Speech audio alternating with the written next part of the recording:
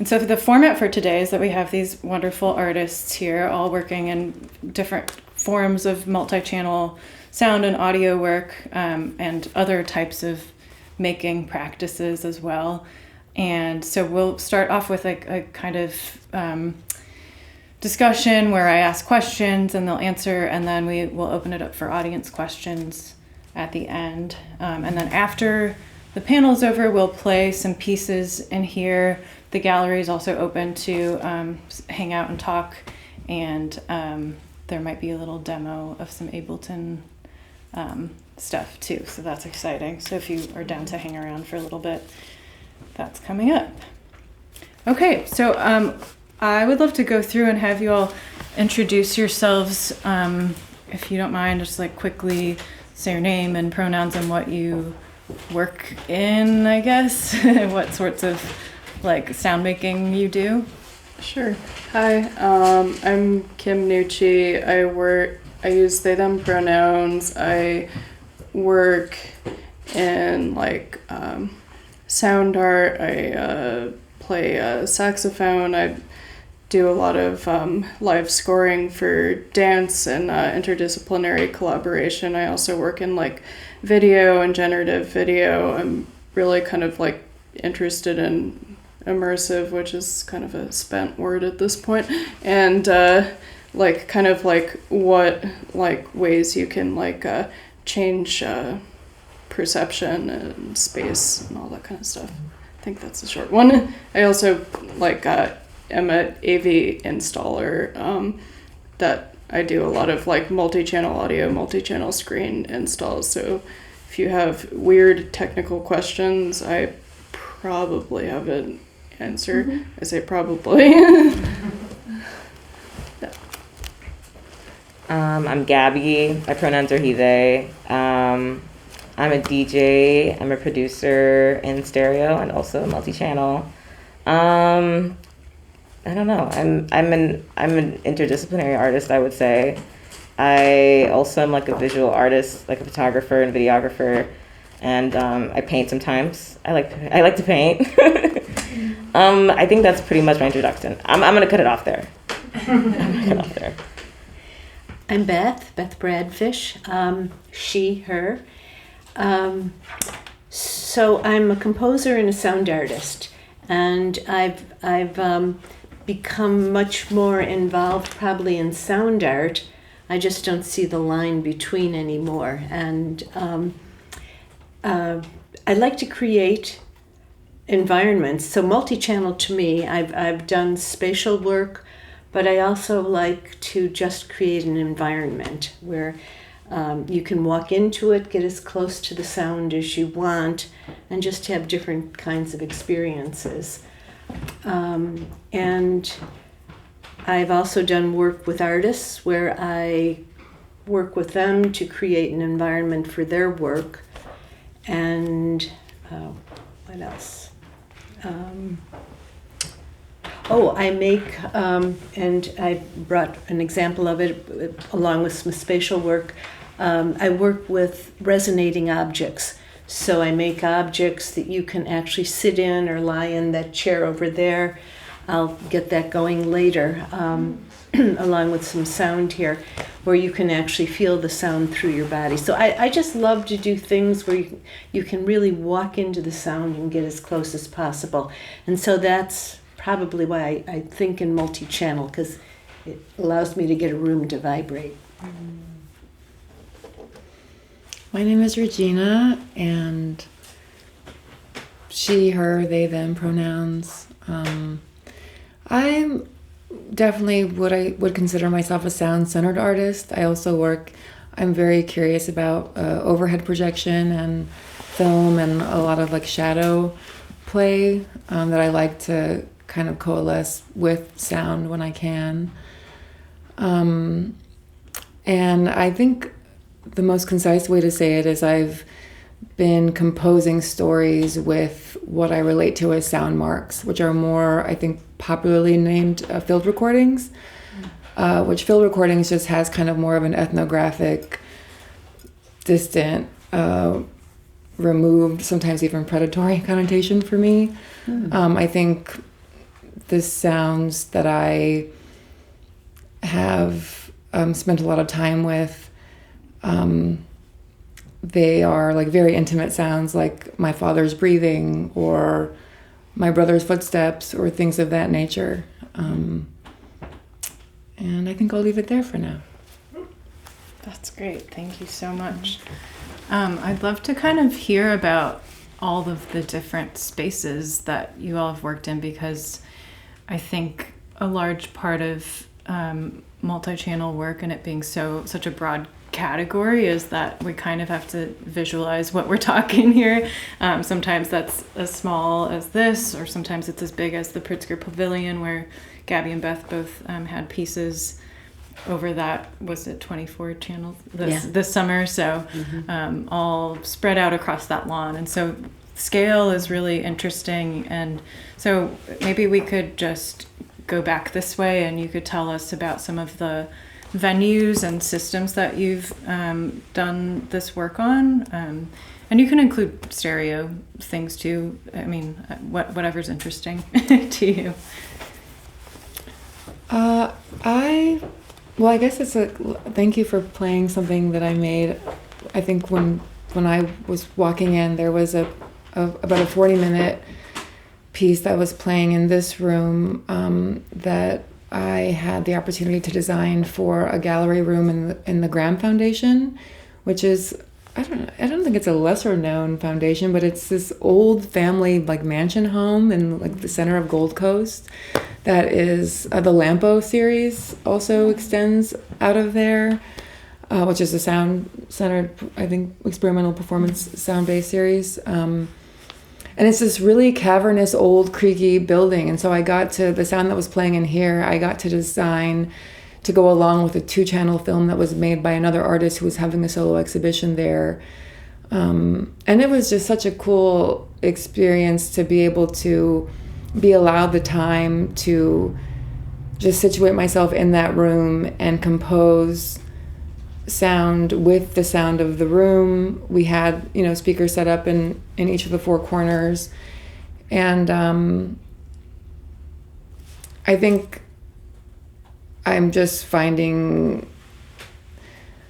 that I was so excited to get invited to be a part of this panel, because I feel like I've ultimately really only done like 2 or 3 multi-channel things in an output sense. I think everything that probably all of us do have like multi-channel like inside of it from like way before the playback moment.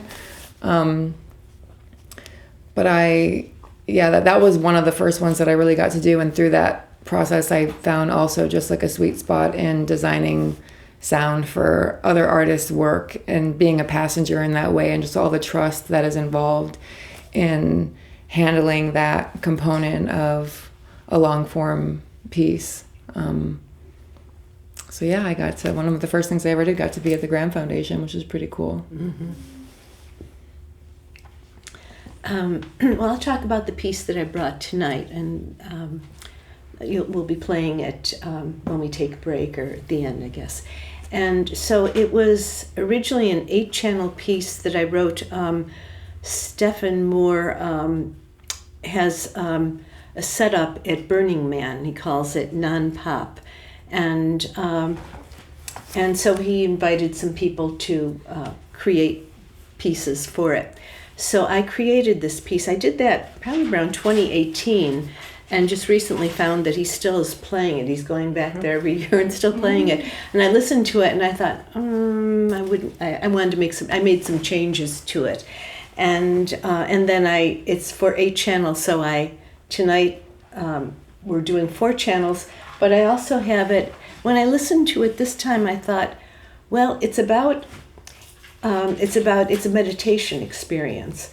And so I thought, well, when you're meditating, it'd be nice to have a chair. So I ended up putting a couple channels through the chair, and then brought a subwoofer. And so all that to say what? Well, I like to think about the space, and I like to think about what somebody is experiencing. And so when I think of the sound, and the sound in this is the beginning of a meditation, and what happened is I recorded my own meditations, myself breathing while I meditated for about 6 months. And what I found when I listened to my recordings is that I chatter, because I was doing it really early in the morning, and I didn't even realize that I'd start out by that. People here, if you do any meditation, you've heard the term monkey mind. So I start chattering. And I realized when I listened to the recordings that probably most people chatter more or less in the same way. So I just chopped off the specific content and let in just these phrases that I thought might be common to most people. And then it just gets very, very quiet with breathing. And in terms of, because I use my own voice, my breathing, there's a few sounds. Once things get calmed down and it's just breathing, there's a few sounds of the outdoors, some birds. So it's like how our mind, when you're meditating, goes from that chatter in your head to listening. All of a sudden you hear, the birds are there. And then that quiets. And then I have a singing bowl that comes up, and then it's just quiet. But all those were high sounds. So I thought it needed, especially for this room, it needed something to ground us. So that's why I brought the subwoofer. So that just gives you a sense of how I would think about bringing something into a room. And by the way, the speakers that I originally designed it for Burning Man, are at, if you've been to Elastic Arts, they're there. You can work with Stephen Moore or some of his people that he brings in. He often has workshops there or nights where he allows people to bring in their work and try it out. So you can watch for that, and it's a wonderful experience. What's the name of it? Elastic Arts. Are you talking about Cleat? Cleat, yeah, Cleat. Have you done that? I've been working with Cleat for the last year. I had a residency at Elastic Arts through Dark Matter. Oh, nice. Yeah, so I actually have a shameless plug. I have a show coming up in December. It'll be like a Cleat show, so I'll be performing some some pieces that I've composed and remixed, sort of. Yeah, that's. Oh wait, I guess it's also my turn, huh? Perfect lead in. Yeah. Wait, what was the question again? Well, just an idea, like, can help us visualize some of the spaces that you're working in. And so Cleat. Yes. Yeah, Cleat is one of those spaces. And then I started off working in Multichannel. I took a class in college, like my last year of college, I took a class that was called like Intro to Multichannel to Spatial Sound or Spatial Audio. And it was with David Bird, and I started working with this 7-channel like speaker setup at like UChicago that's called Chime Studio. So I've been working with Chime, I've worked with Cleat, and now with the Pritzker Pavilion, the 24-channel speaker sound system there. I think that's pretty much it so far. In pretty early career, I guess. Let's see, a lot. I spent like 8 years in the Bay Area. I went to Mills College, which is where I kind of started getting into multi-channel sound, and like prior to that I was like doing like acoustic composition and was like super interested in like kind of like antiphonal like music, which is like kind of like your proto multi-channel thing of where you have like the trumpets like chilling in the choir loft or whatever. And so like I'm really kind of interested in like this like choreography of sound. I've done stuff at Littlefield Concert Hall and at Mills. I've done a lot of kind of like DIY and like kind of group presented stuff in like octaphonic formats, which is like 8-channel. That's when you can really get that kind of fun around the room thing. I've done some stuff at let's see, Sorry, I have goldfish memory. Yeah.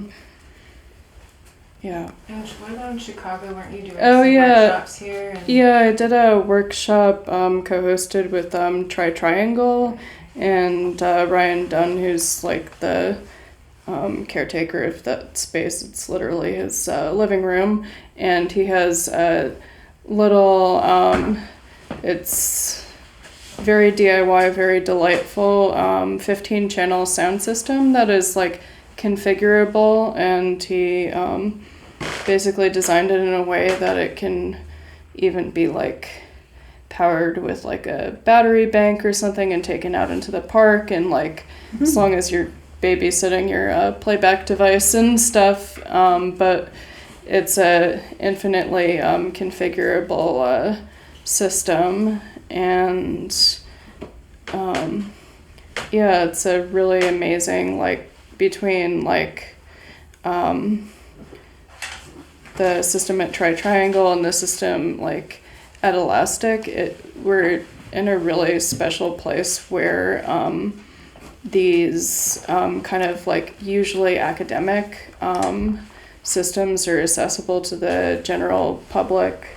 Some other spaces I've played at is a Center for New Music in San Francisco. They have like a little 8-channel system in there. And there's let's see, Gray Areas sometimes has an 8-channel system. Yeah, I don't know, like Multichannel is like one of those things that like pops up as like a happy accident, and especially like a quad system like this, I'd just like to really encourage folks to think that it's like possible, because you find a buddy that has the same studio monitors as you plug them all into an audio interface, boom, multi-channel. So like, yeah, I really like multi-channel for like the movement aspect, and then I really love stuff that's like mono, because my dad has hearing loss in one of his ears, so he can't hear stereo much anymore, so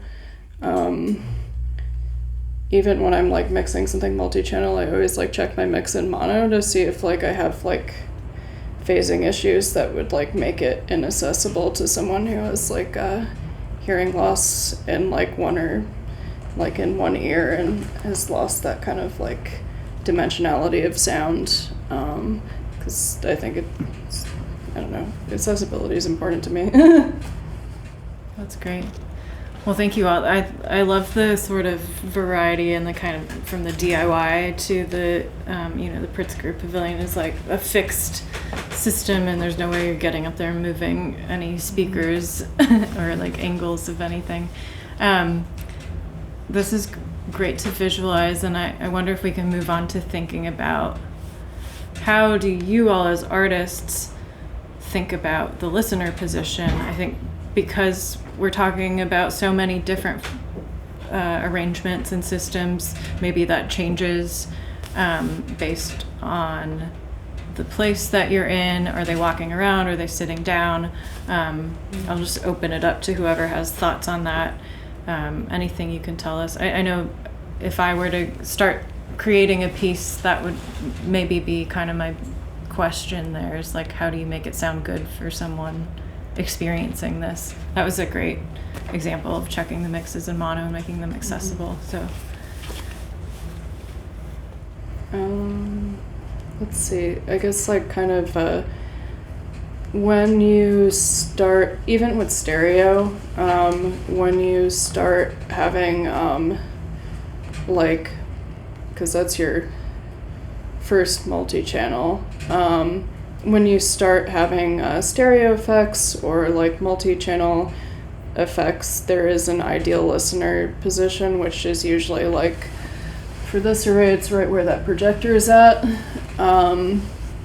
Like, and you, like I've seen stuff where it's like, there's a multi-channel thing going on, everyone's like huddled around like the mixing desk that's in the front of the room to kind of like hear it as like as close to this like golden ears position as possible.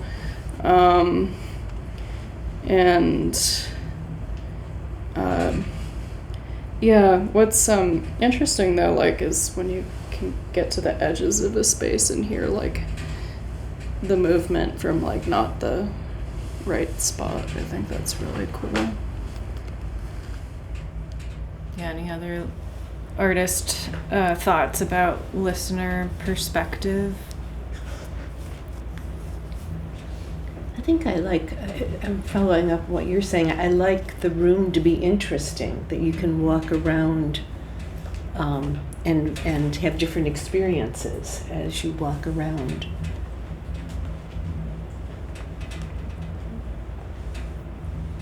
And then, or sit down and Yes, or in sit the down. chair. Yeah, right. Yeah. I also like to create, I've been experimenting with creating something that you can interact with. So one of the projects I did at a museum is I put 4 10-foot screens in a very large room. So it was 4 rows of basically the screen material you use for screens on your window, and had poles on either end holding it taut, and then put a transducer, small transducer at the top. There are two of them on each of the 10-foot screens, and then also 2 contact mics. So I'd feed, and I experimented with it. I didn't know if you actually could carry sound through those screens. It's so open, but you can. And it carries sound. It's not great. You would not want to, it would not make for a great concert. But if you have enough of them, like this, all these screens, it creates a sound, and then so you're feeding some sound in, and then the contact mic is picking up the sound, and then that can be processed and put out somewhere else. And so you're creating a sound that, so if somebody's walking through, they can run their nails across the screen. They can, we had like popsicle sticks, and you could run that across, and it made, because of the processing, it made an interesting sound.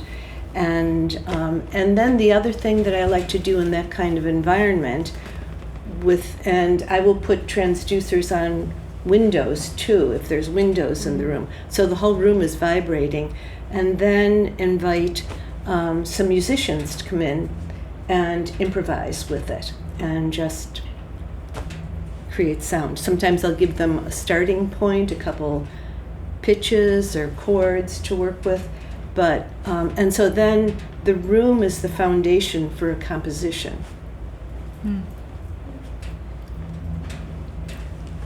Gabi, for your upcoming Cleat show, are you thinking, Cleat has been interesting to me because they're usually chairs, right? And and there's 16 speakers, like 16, a 4x4. Mm-hmm. So then how do you think about how one person, on one side of the room experiences something, or does it factor in at all, or are you kind of just, what are you planning?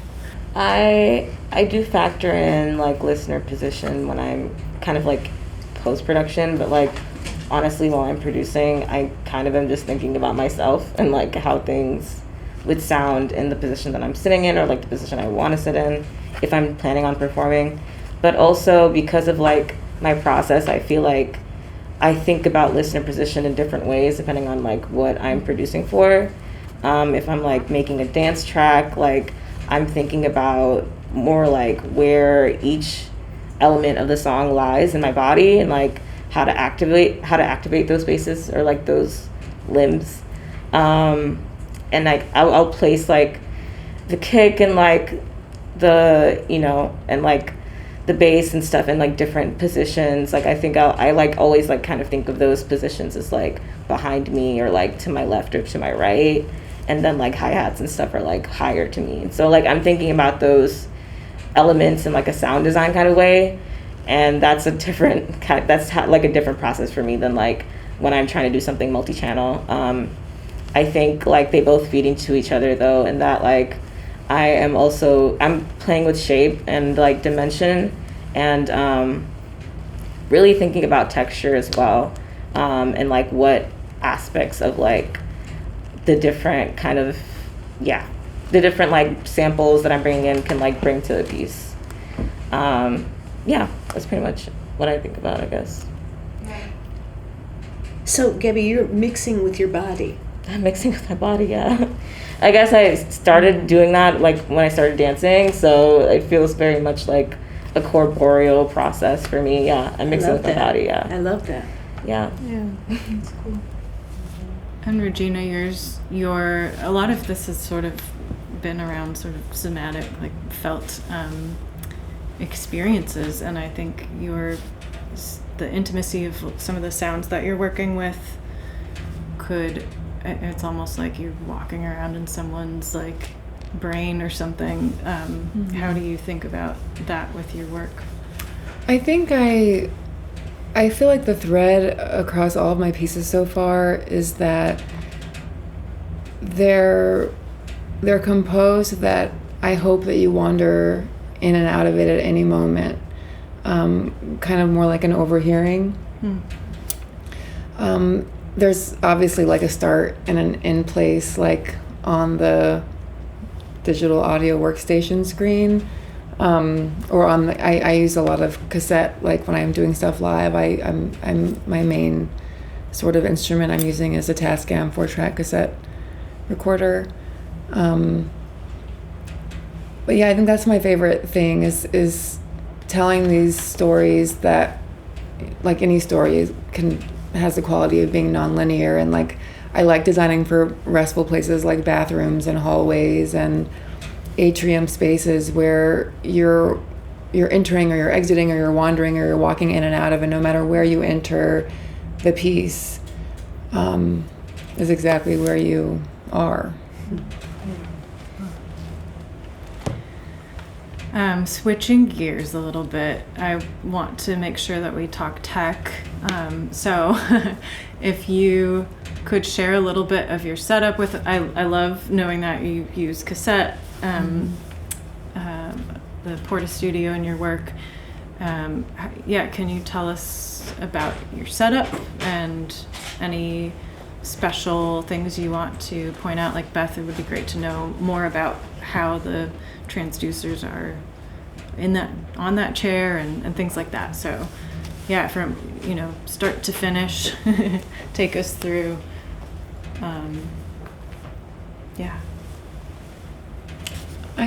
you want me to continue? I feel like I just got done talking. Okay, I'll go. I'll talk about the transducers. So that chair is part of a suite of objects.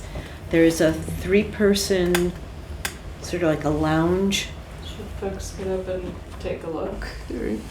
Sure. Yeah.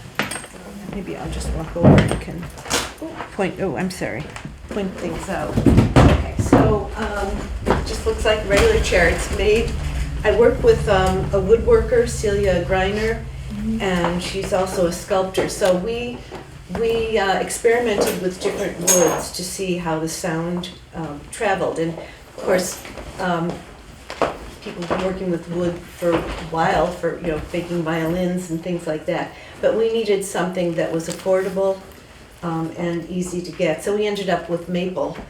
And so all the objects are made with this kind of a maple. And then I attach transducers. So there's 2 underneath here.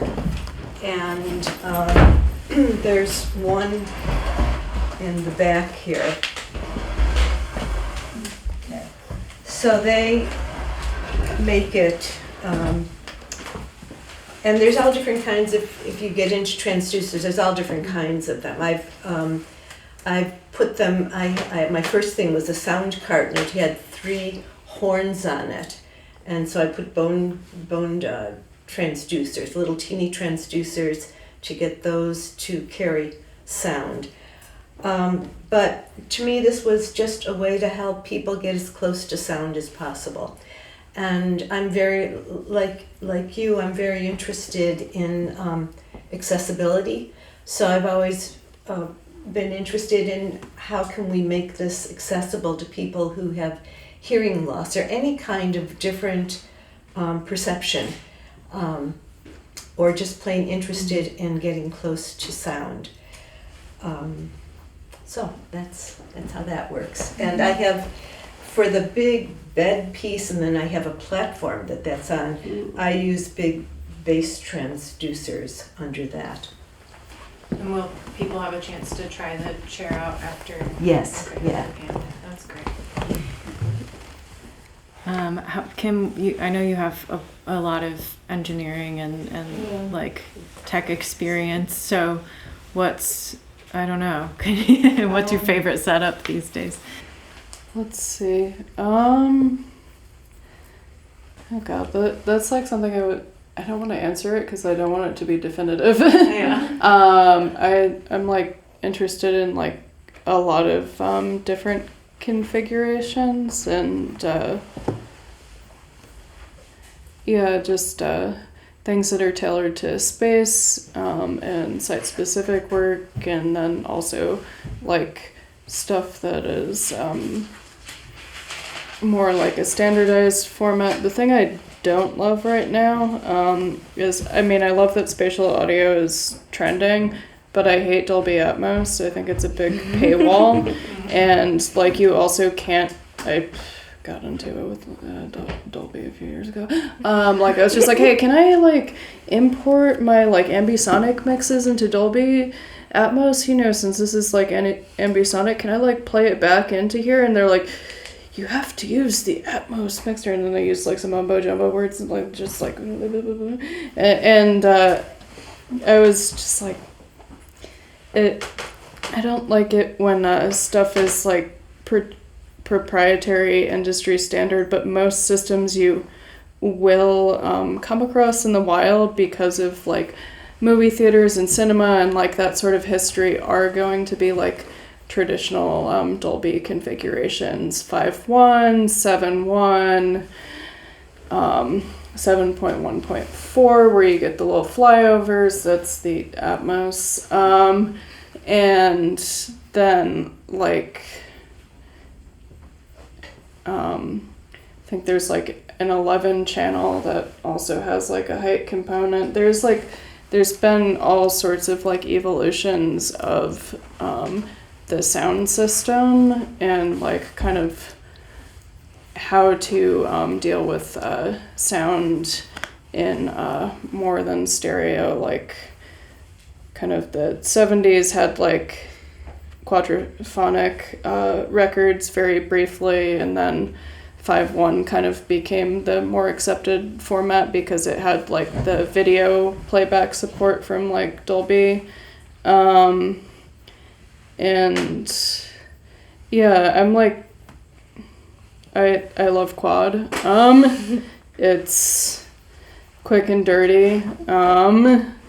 Like it's also a really great way to like make stereo like bigger in a room, is to like upmix to quad, like kind of take that and spread it out more. What I don't love is when you have content that is not, you want to be able to hear it and it's like not expressed fully because the speakers that you're using have the wrong frequency response range for the content that you wish to pan to that region. So like kind of something that like is a challenge or maybe an interesting thing to lean into if you're doing it knowing that it doesn't do that is like, if you're looking at little speakers, they're gonna have like you're gonna lose like maybe the bottom 2 notes of a cello, bottom 3-4 notes of the cello, and then you won't hear any bass. And so just kind of like being mindful of like balancing your system and making sure that you can both hear like kind of I work a lot in galleries, so they're like, how can we hide the speakers? Can they be smaller? I don't want to see that sound comes from an object. Yeah, I could rant about that forever, but don't compromise sound for aesthetics. If it's a sound piece, you need to have sound. Yeah. I've run into that a few times with artists that I'll come in and to me, speakers are invisible. They're just what we work with. And the artists, their eyes would open up. Well, what are you doing with those? These are where the sound comes from. Oh dear, that's a problem. But one artist went home and built containers for them. And with a really nice screen on the front, and they fit right into this. I thought that was very clever. Yeah, that's the solution to the problem. Is a lot of. That's the best solution. Gabi, do you use a specific DAW or a workstation for your? I use Reaper. Okay. I use Reaper. I'm like, yeah, open source, free. Yeah, I also use my phone to record shit. Like, I keep a sound diary on my voice memos. And I don't know. I feel like my most important kind of medium for producing music is kind of visualizing it. So I keep sound sketches as well. I think those are really important for me to help kind of build or craft what kind of environment I want the sound to live in before it becomes real. Yeah, I feel like sometimes I'm more accurate at reflecting the sound sketch than others, but it's always good to have a picture of it, I guess. Oh, that's so interesting. What can you tell me more about a sound sketch? What would a sound sketch be? I actually thought let me see if I have one. I have my journal with me. Basically it's a picture of kind of the audio environment that a production I'm working on will live in. Oh no, did I grab the wrong? Oh no, I grabbed the wrong journal, y'all. I'm sorry. I can. So you write it out, or do you pick? I draw it out. It's a picture. Sometimes it'll be ovular. Sometimes it'll be a square. Okay. I don't know. I think sometimes Okay. depending on what I'm producing for or composing for, I will get an idea of the shape of the room and versus the shape that I want it to live in. And a lot of those times it'll differ. It'll be a square. For Elastic Arts, it's a square. It's kind of an imperfect square, but it's a square. And a lot of the things that I want to do with my show there is to kind of challenge that shape and to kind of craft a sphere out of it, kind of carve out the edges. And it can work like that because of the multi-channel, because of the 16 channels. I can use max patches to basically to carve out kind of a shape out of that room.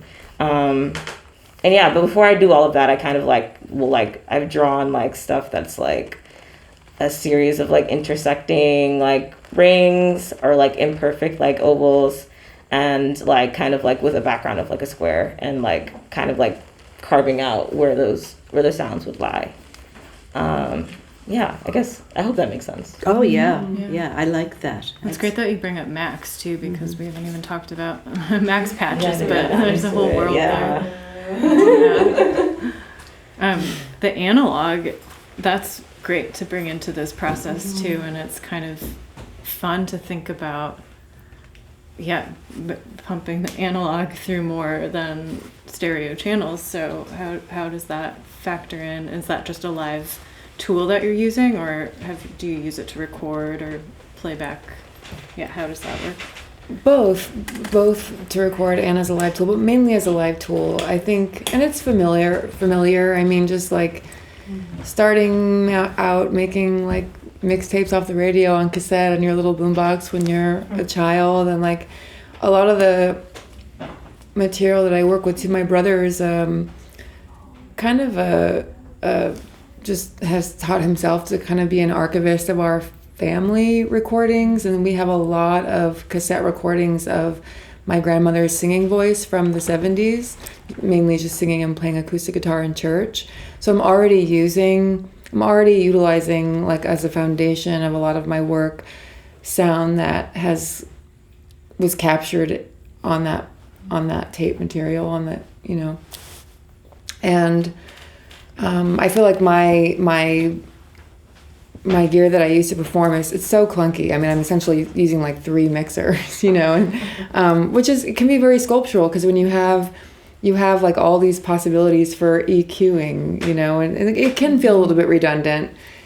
And I'm kind of learning through how to kind of pare down, just for my back's sake, like that process. Gotta get a wagon. Exactly. It's not anything on wheels, which I detest things on wheels, but ultimately that's the route. But it is. I mean, I've subtracted a mixer before and didn't achieve the same like husk of sound, and it's very subtle. But yeah, very analog. I don't like refuse to perform with a computer per se. I definitely I also, like Gabi said, I use my phone to make a lot of my recordings at this point too, just because it's, you know, it's on the fly. I mean, by the time you get set up with something, sometimes it's gone. You said what? Best field recorder. Yeah. Because it's there. It's just right there anyway, and then I like using Adobe Audition because I'm a very visual person, and Adobe Audition, because I'm also working with a lot of artists that I'm designing sound for Premiere. They just are already kind of in conversation, those 2 programs, and also for like the multi-channel like panner, they have like a very, you know, because it's Adobe, they have like a very visual. I'm sure they all do, but that's just the one that I've gotten familiar with. Reaper's fantastic too. Yeah. The pitch shifter in Audition, or at least several years ago, used to be just insane. Yeah, it's it's so not bad. weird. It's not bad. You're right. Well, thank you for answering my questions. I want to, with these last few minutes, open it up for audience questions. And I should add real quickly that Kim has generously sent some resources to the group that we will share with you from our ESS sort of mailing list after this. And so there's some like really great educational resources. And if there's anything else anyone wants to send out, we can, you know, share with you all so that you can go forth and make things. But yeah. All right, audience questions. Yeah. Gabi, I'm wondering if you could talk more about your max patches and like what exactly like the signal flow is looking like in those, like just like how you're creating them. Yeah. Well, to be honest, I work best in collaboration, so I've been doing a lot of stuff with a sound engineer that I met through Elastic Arts, Bill Parad.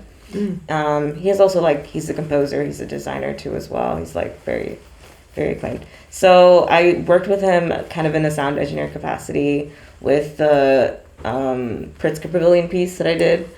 And for that, like the signal flow was looking very much like, he had like a design, an already kind of utilized design for Cleat of like what the channel like looks like, the channel configuration looks like.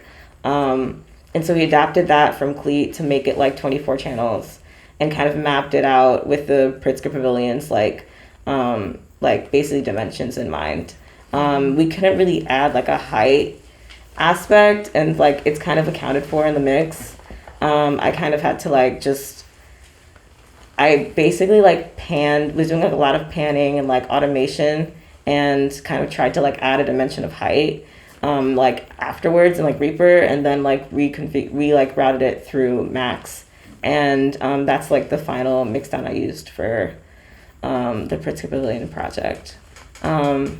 Yeah, I hope that. Yeah, that's like pretty much the like only patch I know how to use in Max right now. There's like some basic panning stuff I know how to do as well, but like yeah.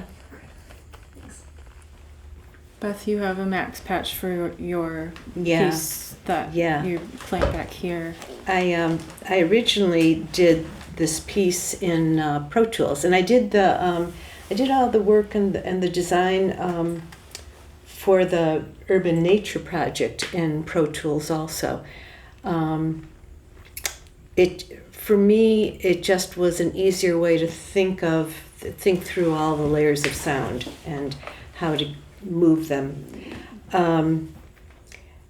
But then for tonight, I took the 8 separate channels that were in the original project for this non-op and brought them into 4 channels. And then I also took a few of those channels and put them into the chair. And then I made my own additional tracks for the subwoofer. So those are some sine waves and some piano, just some very low bass piano, just to fill in the sound. But what I like with Max, for this, is that I can pan. I like panning when it's unpredictable. So I use Max to use some of the features where I can make things unpredictable. So a voice will come here or there, or there, or there. Yeah. So that's very often what I'll do. I'll work with my sounds in Pro Tools to get where I want with them, and then I'll bring it over. That is my usual process. I start in Pro Tools, work with my sounds, make them the way I want them, and then think about how I want them to move, and then go over to Max and do that. That's great. Any other audience questions? I have one, and I wrote it down, and I'm going to try to say this as well as I can. Is it more interesting or more awe-inspiring, this is like the field recordings, to find pieces for your works in like busy settings or out in the middle of nowhere, like beach fronts or mountains, deserts even, or is there no preference?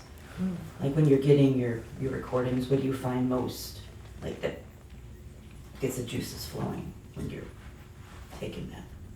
That's a great question. That's a good question. I love that question. Yeah.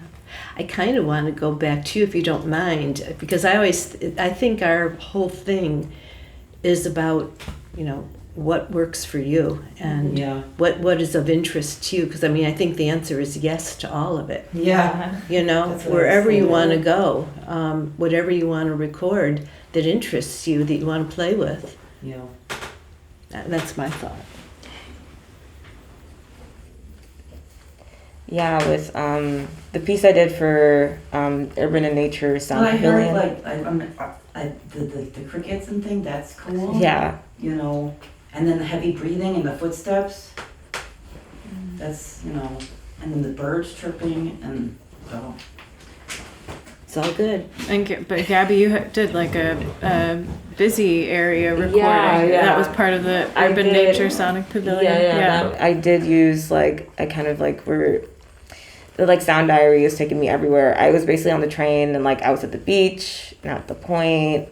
I was outside in nature, but I was also inside in my bathtub. I think they're just really fun. you can use it all. You can use it all, and it can be really intimate, like Regina was saying, really close to you, and really kind of just weird, and you can put it in something that ends up in a park in the middle of Chicago. Yep. Yeah. All right, maybe one last question if anyone has anything.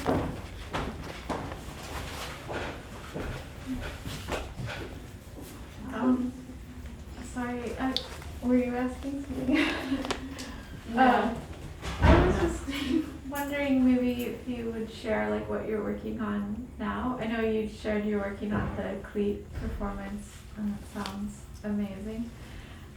But yeah, I'm curious where you're at in your studio process right now. What's exciting for you coming up? Yeah, Gabby, what date is do you know what date in December your performance is? It's the 13th. Cool. 13th of December. And then November, I think the 16th, I have a performance coming up. It's going to be kind of a weird location. I'm really excited to do some like sound design for it, but I'm not really sure if I'm going to be doing, I got to work out the EQs of it and like basically have to figure out if I'm doing multi-channel or like just a stereo piece, like just, yeah. But I'll be performing at Crown Hall at like ITT. So it's going to be like Bronzeville area.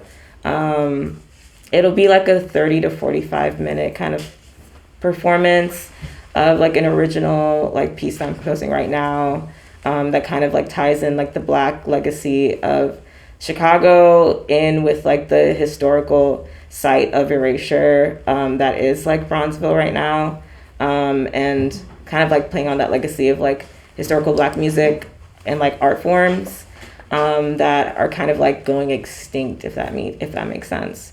So yeah, I'm really excited to bring in some like classical, like Black classical art influences that I've had into this piece and like really just like play with like new jazz. Yeah. Yeah. That's pretty much what I have going on for me with the rest of the year. I have a question for really any of you. For me, whenever I produce something, this panel has kind of like opened my mind to a lot of concepts because I've never worked with multi-channel production. But when I make something, my immediate thing is like, okay, I have to listen to it on so many speakers to know what it'll sound like for people. But typically that'll be like headphones or in my car or in like some other large speaker system. And I am always doing the golden like center and like what will it sound like for the person in the middle. If you're doing multi-channel, how do you like check it, like your production, or do you like? Because for me it's like, okay, over and over again I have to listen to it. So what would your process be? I could maybe speak to that a little bit. There's first like tuning the system. Usually I pick like a pop track or a classical track that I'm like really familiar with. Like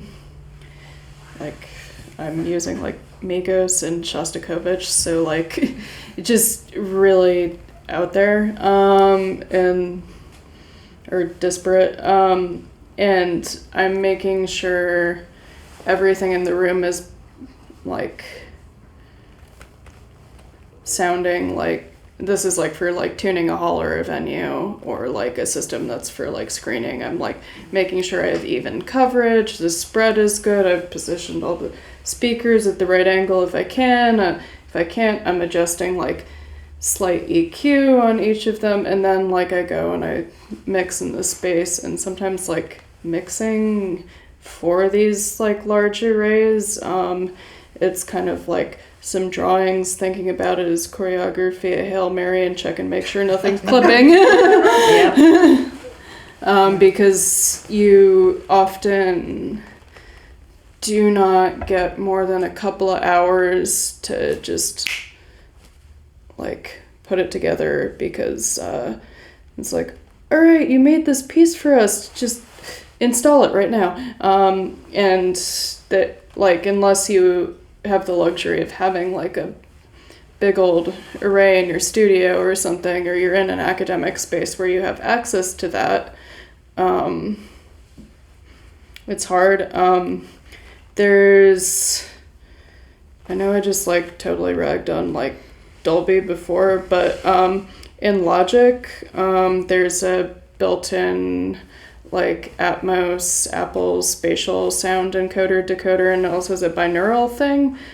Checking binaural stuff in headphones is really handy, because there's like little ways you can fake the around the world effect and stuff, and like it's like that because you did the panning. And like that's a good way to check your work. You can also do that in like most like ambisonics things in Macs too. So it's it's a little bit of guessing, a little bit of like, oh, I need to clean this. Yeah. That's great. And you, can you tell us about your upcoming workshop or other sure. opportunities to learn from you? Stuff. I work with this collective Center for Concrete and Abstract Machines, and we do a bunch of like workshops and like code development and like event production surrounding like art technology and just kind of making this stuff easier and accessible. I might do another spatial sound thing again, but I'm sending you the like our GitHub repo from the last one we did, and that's a bunch of code from me and Garrett Johnson, and then all this stuff. It has a bunch of like my historical like old max patches that were for spatializing at like mills, so it like you can pull like a little flocking thing out of there or whatever, because there's it's just kind of a little repository of stuff to grab. In terms of me performing, I think I have something on the 13th at Elastic. I'm doing a set with Gordon Fung, who's like an amazing visual like performer, and I don't know, it'll be weird. And then there's a bunch of other stuff that'll also be like super fire. And then I'm doing something out in Oak Park at the end of the month. That is what is on my agenda as far as I know. Sweet. Yeah. Beth and Regina, how about you? What's coming up for you?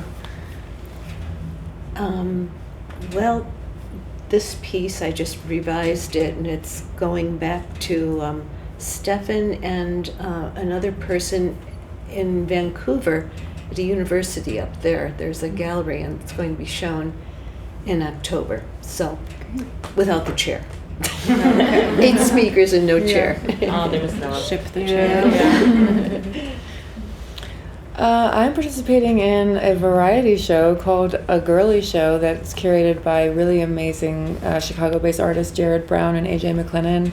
It's happening at Burger Park Coach House that Kate's actually helping with the recording of it this weekend, October 4th and 5th, which I'm kind of nervy about because I've been in this context of doing like longer form pieces, and it's a variety show, so it's like 5 minutes, and I don't really know what I'm doing yet, but it sounds great. I'll do something. Great. I just got finished doing something scary for me, which was designing sound live for a movement artist work that showed at the MCA this last weekend. Wow.